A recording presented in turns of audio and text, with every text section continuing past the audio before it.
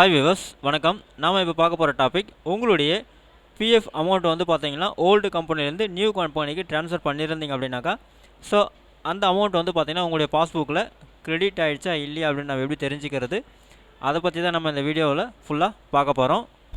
நாம் வீடியோவை பார்க்குறதுக்கு முன்னாடி நீங்கள் இது வரைக்கும் நம்ம சேனலை சப்ஸ்கிரைப் பண்ணலைன்னா மறக்காமல் சப்ஸ்கிரைப் பண்ணிங்க.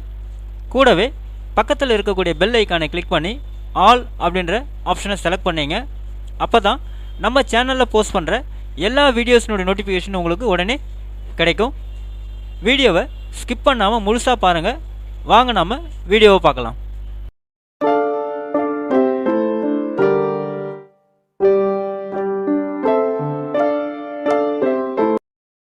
நீங்கள் உங்களுடைய பிஎஃப் அமௌண்ட்டை வந்து பார்த்தீங்கன்னா, அதாவது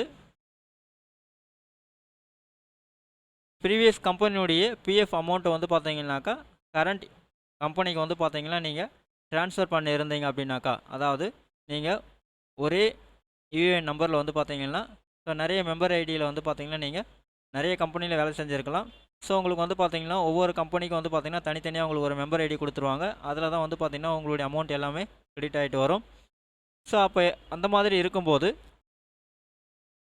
நீங்கள் கிளைம் பண்ணிங்கன்னா ஸோ கடைசியாக எந்த கம்பெனிலேருந்து ரிலீவ் ஆகிறீங்களோ அந்த கம்பெனியில் இருக்கக்கூடிய அமௌண்ட்டை மட்டும்தான் கிளைம் பண்ணி நீங்கள் எடுக்க முடியும். ஸோ ப்ரீவியஸ் கம்பெனினுடைய அமௌண்ட் வந்து நீங்கள் கிளைம் பண்ண முடியாது. அப்போ என்ன பண்ணணும் அப்படின்னு பார்த்தீங்கன்னா, அந்த ப்ரீவியஸ் கம்பெனினுடைய அமௌண்ட் எல்லாமே வந்து பார்த்தீங்கன்னாக்கா ஸோ ப்ரெசென்ட் எம்ப்ளாயருக்கு வந்து நீங்கள் வந்து ட்ரான்ஸ்ஃபர் பண்ணணும்.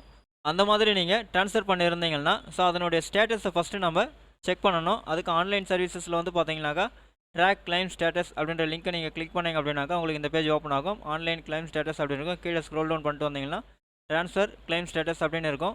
ஸோ இங்கே வந்து பார்த்தீங்கன்னா 4 ட்ரான்ஸ்ஃபர் பண்ண மாதிரி காமிச்சிருக்காங்க.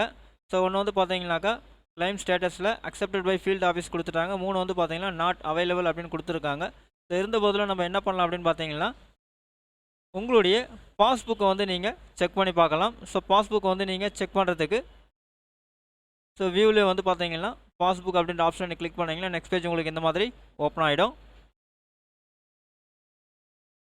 ஸோ இங்கே வந்து உங்களுடைய யூஏஎன் நம்பர் பாஸ்வேர்டு கொடுத்து நீங்கள் லாகின் பண்ணிங்க.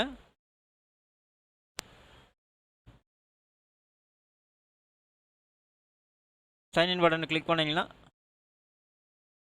நெக்ஸ்ட் பேஜ் உங்களுக்கு இந்த மாதிரி உங்களுடைய பாஸ்புக் வந்து ஓப்பன் ஆகிடும். இங்கே வந்து பார்த்தீங்கன்னாக்கா மெம்பரைஸ் பேலன்ஸ் அப்படின்னு கொடுத்துருவாங்க. உங்களுக்கு டோட்டல் அவைலபிள் பேலன்ஸ் வந்து நீங்கள் இங்கேயே பார்த்துக்கலாம்.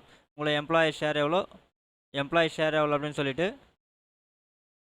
கீழே வந்து பார்த்தீங்கன்னா மெம்பர் ஐடியில் இங்கே நீங்கள் செக் பண்ணிக்கலாம். அதாவது வந்து பார்த்தீங்கன்னாக்கா ப்ரீவியஸ் இதில் வந்து பார்த்தீங்கன்னா பேலன்ஸ் எதுவுமே இல்லை. நீங்கள் ட்ரான்ஸ்ஃபர் பண்ணது எல்லாமே இங்கே வந்து பார்த்தீங்கன்னாக்கா ஒரே அக்கௌண்ட் லாஸ்ட் அக்கௌண்ட்டுக்கு வந்து பார்த்தீங்கன்னா, அதாவது கரண்ட் எம்ப்ளாயருக்கு வந்து பார்த்தீங்கன்னா உங்களுக்கு கிரெடிட் ஆகிட்டு இருக்கும். ஸோ அதை நீங்கள் செக் பண்ணுறதுக்கு வந்து பார்த்தீங்கன்னா பாஸ்புக் அப்படின்ற அந்த லிங்க்கை போய்ட்டு நீங்கள் கிளிக் பண்ணுங்கள். அந்த லிங்க்கை கிளிக் பண்ணிவிட்டு கீழே ஸ்க்ரோல் டவுன் பண்ணிகிட்டே வந்தீங்கன்னா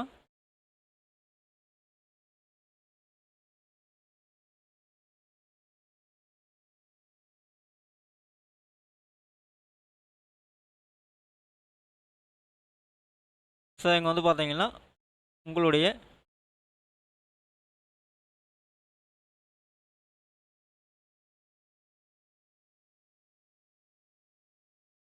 அந்த அமௌண்ட்டை வந்து பார்த்தீங்கன்னா இங்கே கிரெடிட் பண்ணியிருப்பாங்க. அதாவது வந்து பார்த்தீங்கன்னா எம்ப்ளாயர் ஷேரு ஸோ அதே மாதிரி 3 கம்பெனியில் இருக்கக்கூடிய அமௌண்ட்டை வந்து பார்த்தீங்கன்னா இங்கே உங்களுக்கு கிரெடிட் பண்ணிட்டாங்க. ஆனால் வந்து பார்த்தீங்கன்னா பென்ஷன் ஷேரில் வந்து பார்த்தீங்கன்னா உங்களுடைய பென்ஷன் அமௌண்ட் மட்டும் கிரெடிட் பண்ணியிருக்கிறத அங்கே காமிச்சிருக்க மாட்டாங்க, 0 தான் காமிச்சிருப்பாங்க. ஆனால் என்ன அப்படின்னு பார்த்தீங்கன்னா உங்களுடைய பென்ஷன் ஷேர் வந்து பார்த்தீங்கன்னா இங்கே உங்களுக்கு கிரெடிட் ஆகிட்டு இருக்கும். ஓகேவா? ஸோ நீங்கள் கிளைம் பண்ணும்போது உங்களுக்கு வந்து பார்த்தீங்கன்னா அவங்க செட்டில்மெண்ட் பண்ணிவிடுவாங்க. நீங்கள் ட்ரான்ஸ்ஃபர் பண்ண அமௌண்ட் எல்லாமே வந்து பார்த்தீங்கன்னாக்கா கரண்ட்டு, அதாவது ப்ரெசென்ட் எம்ப்ளாயருக்கு வந்து அவங்க கிரெடிட் பண்ணிட்டாங்க. இப்போ வந்து பார்த்தீங்கன்னா நீங்கள் உங்களுடைய அமௌண்ட்டை ஈஸியாக வந்து வித்ட்ரா பண்ணிக்கலாம். பிஎஃப் ஃபுல் அமௌண்ட்டு வித்ட்ரா பண்ணிக்கலாம். பென்ஷனையும் வந்து நீங்கள் வித்ட்ரா பண்ணிக்கலாம். ஆனால் அதுக்கு முன்னாடி வேறு எந்த ஒரு கம்பெனியும் நீங்கள் ஜாயின் பண்ணியிருக்கக்கூடாது. ஜாயின் பண்ணிங்கன்னா மறுபடியும் வந்து பார்த்தீங்கன்னா உங்களால் பிஎஃப் அமௌண்ட்டையும் பென்ஷனையும் வித்ட்ரா பண்ண முடியாது. அட்வான்ஸ் மட்டும்தான் நீங்கள் வித்ட்ரா பண்ணுற மாதிரி வரும். ஸோ அதை நீங்கள் மைண்டில் வச்சிங்க. ஸோ அப்போ என்ன அப்படின்னு பார்த்தீங்கன்னாக்கா இந்த மாதிரி நீங்கள் வந்து ஒரு கம்பெனிலேருந்து இன்னொரு கம்பெனிக்கு அந்த ப்ரீவியஸ் அமௌண்ட்டை வந்து கரண்ட் கம்பெனிக்கு ட்ரான்ஸ்ஃபர் பண்ணிட்டீங்கன்னா ஈஸியாக வந்து பார்த்தீங்கன்னா உங்களுடைய அமௌண்ட்டை வந்து நீங்கள் வித்ட்ரா பண்ணிக்க முடியும். இந்த வீடியோ உங்களுக்கு பிடிச்சிருந்தா லைக் பண்ணுங்கள். அதிகமாக உங்கள் ஃப்ரெண்ட்ஸ் அண்ட் ரிலேட்டிவ்ஸ்க்கு ஷேர் பண்ணுங்கள். கமெண்ட் பண்ணுங்கள். மீண்டும் ஒரு நல்ல வீடியோவில் சந்திப்போம். நன்றி.